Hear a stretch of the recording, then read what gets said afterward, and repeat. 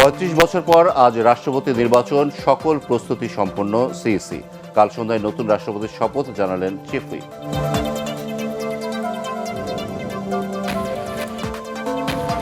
মহেশখালীর একটি এলএনজি টার্মিনালে আবারও গ্যাস সরবরাহ বন্ধ, সংকট বাড়ার আশঙ্কা।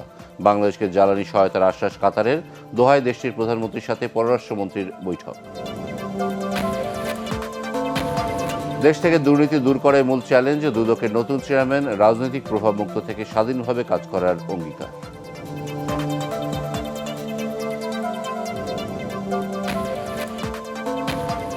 হামে মারা যাওয়া শিশুদের ৮০%ই পায়নি টিকা, অপুষ্টিতে ভুগছিল ৬৫%।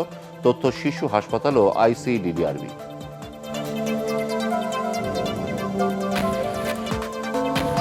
এবং কলকাতার নিউ মার্কেট এলাকায় হোটেলে ভয়াবহ অগ্নিকাণ্ড, ৮ বাংলাদেশি সহ ৯ জনের মৃত্যু, ৫ জনের পরিচয় শনাক্ত করেছে ঢাকা।